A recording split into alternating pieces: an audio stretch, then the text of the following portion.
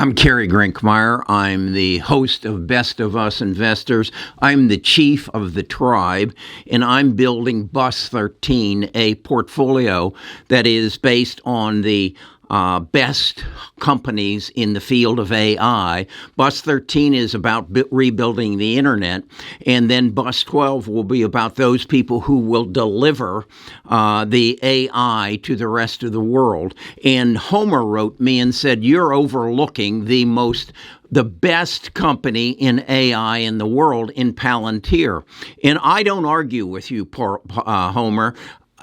Palantir is probably the best AI company in the world. After all, since 2003, they have been building a internet-based system that basically gives the government anything and everything that they want to know about what's happening anywhere in the world from the data that has been gathered in the past. So is Palantir the best AI company in the world? There is no doubt. But why is it that I will not put it on my Bus 12 portfolio? It's because they don't make any money. Now, wait a second. They do make money. They just don't. They keep it to themselves. They are a company that has been run since 2003 based on rewarding their executives, their workers, for the good job they did. And they did a fabulous job. I want to go into it. I want you to understand the 20 reasons why I don't own Palantir. And if you want to match my knowledge, you're going to have to go examine their financials all the way back to 2003 when they were founded, to 2020 when they were IPO'd, and then what has happened in the last 3 years, and then what I project what will happen in the next 5 years. No doubt, Homer, they are the best AI company in the world. And I'll show you what I'm going to do with it in the future. Best of Us Investors presents Kerry Grinkmeyer.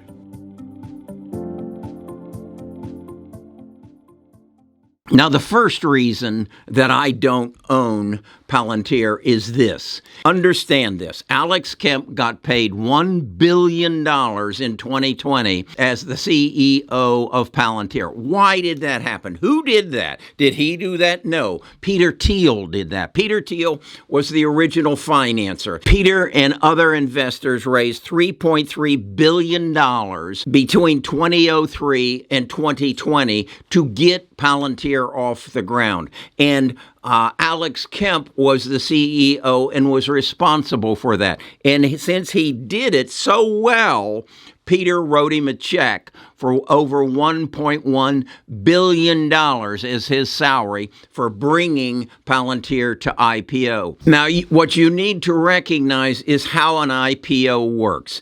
You get a group of investors who put up, in this case, $3.3 billion to get it off the ground. And then, as a result of that, there were 600,000 shares held by those angel investors, if you will, including Peter Thiel, including Alex Kemp, and anybody and everybody else who funded the company from 2003 to 2020. Okay? They then issued an additional 1.2 million shares that they put on the market for $10 a share. That happening paid back the $3.3 billion that the angel investors had put up. Understand, they got their money back. Okay, they continued to hold their shares because these were new issued shares who went out to the public. So that anything that then happened was gravy. So if, in fact, as the stock rose to $34 a share on February the 1st, 2021, those original investors basically tripled their investment after they'd already been paid back their investment, and they probably still hold shares as that goes. So how is the company then moving forward and not making any money? Well, if we'll look at their financial statement, we'll see. So let's go to the computer and understand the financial statement. If you own this stock and you do not have access to their financial statement, then you're not an investor. You're a gambler. Let's go to Seeking Alpha and see if we can't understand how this company works and how it might work as artificial intelligence becomes a big winner. Okay, let's start our financial analysis of Palantir and our understanding of their past and current and future financials at the Seeking Alpha summary page. And as you can see, in 1 year, the Palantir is up 50%. If we bring that down to year to date, it's up 140%. And you can see it is all happened since May the 8th of this year. Someone woke up, and you can see in the volume as well, it picked up and said, this is a company that has a future in AI. So let's understand the past first. And this is their income statement. This is the revenues that they have generated going back to 2019. Recognize they IPO'd in 2020. And so the revenues from 19 to 2022 have gone from 700 million to 1.9 billion. Revenues are great. This is a growing company. Why aren't we invested in it? Well, let's look at their income. Let's look first at their gross profits. Their gross profits are let's call it $1.5 billion on revenues of 1.9. That's admirable. But let's drop down here, and what is their operating income? They're losing on that 1.4 gross profit, they're losing $161 million. How can that be? Well, it gets even more interesting. When you add in their cost of doing business, and we'll see how this happens, that loss goes from 161 million to 370 million lost.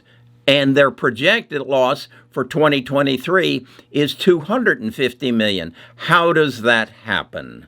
Well, what I would suggest you do is you go and do what I did and find their 2021, this is the latest I could find, annual report.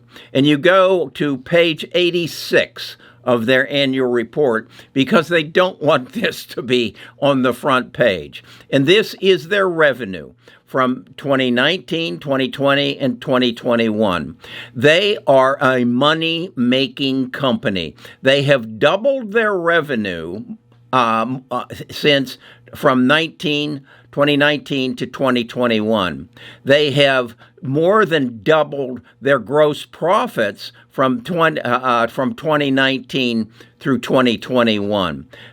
You come down here, though, and we say losses from operations, and they have actually improved themselves. They more than doubled or came close to doubling from 19 to 20. Again, this is when they IPO'd, okay? And now in 2021, it went down from 1.1 billion to 400 million loss. Now, then we say loss from operations. Then we see other losses from operations, and that amounts to $488 million. And then it says provisions from taxes, so their total losses become $520 million. Now, as you can see, their operating expenses include sales and marketing, research and development, and general administrative. That, to me, says these are the people that work for us, okay? Drop down here and look at this. This is, and I want to keep them both available, this is total stock-based compensation expense. So of this sales and marketing of $614 million, $242 million of it is in stock-based compensation. Of this $387 million in research and development cost, 150 of it is in stock-based compensation. General administrative, half of it is stock-based compensation. So where are all their profits going? They're going to the employees in stock-based compensation, which at the same time dilutes your shares, as these people do a good job and are some of the best paid people in their industry. They're getting stock in this company with the promise that if you stay here and you work for us and we're the best AI company in the world, that stock-based compensation is going to make you a billionaire. And one day we will get to that. That's the promise at Palantir. Now, you as a stockholder are sitting and wondering, why can't this company make any money? Now, let's go back to the financial statement and take a look at what have their earnings per share in the past been. And here we go. Let's start with 2020. They lost $1.19 for every share that was out there. 27 cents in 2021, 18 cents in 2022, and projected for 2023, it will be 12 cents. But then let's go back to that page where we were on earnings and earnings estimates and see what the analysts and the executives at Palantir are saying. They are saying that the earnings per share in 2023 will grow from a negative number to a positive number of 21 cents, or an increase of 253%. If that's true, then Palantir is a profitable company. Now they're projecting that their earnings will grow at roughly a rate of somewhere in the neighborhood of 20 to 24% over the following years. Now, Homer, this is a company that is maybe the best artificial intelligence company in the world, in their niche, and maybe in the whole world, that is going to start making money. Understand what happened, what Peter Thiel did, and let's talk about that. What Peter Thiel did was hire a very bright showman and said, look, if you will build me a company in this artificial intelligence world, in this data world that is being created, and you can build it, and this was in 2003, to something that we can then IPO in 2020, I will pay you a good wage between now and 2020, and then I'll give you a $1 billion check when it goes IPO. Then we will spend I don't know how many years rewarding our employees with stock options, with stock-based compensation, until we get to a point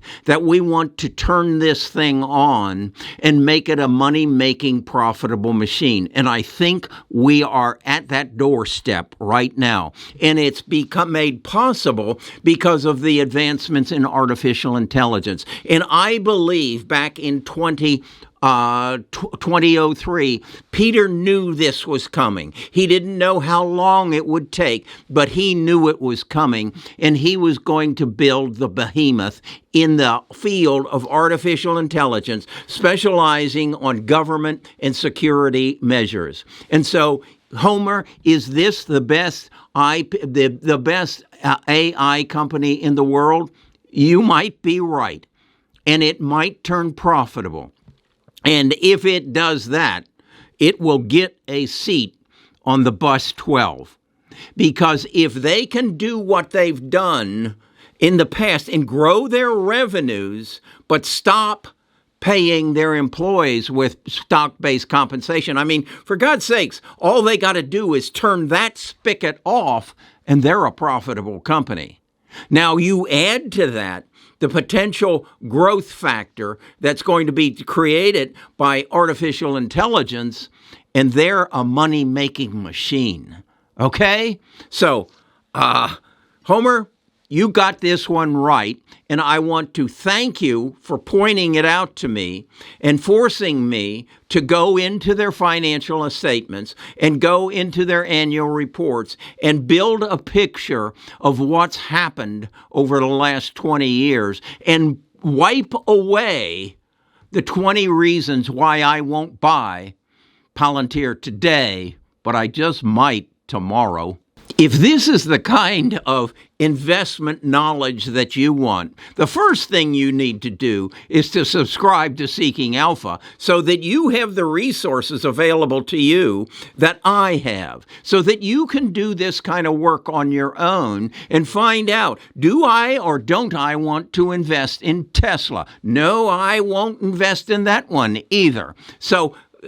But as I look at their financials and I understand what's happening in China, I just might. So go into the description. The first thing you should do is subscribe to Seeking Alpha. There's a discount through the link that you'll find in the description. Then the next thing you should do, if you really want to become an investor, is join our tribe. And you'll do that by going into the link to the Discord. And when you get to the Discord, sign up for the premium or the premium plus. It's going to be $20. It's going to give you a seat on bus 13 as well as the bus 12 that's coming down the street right now.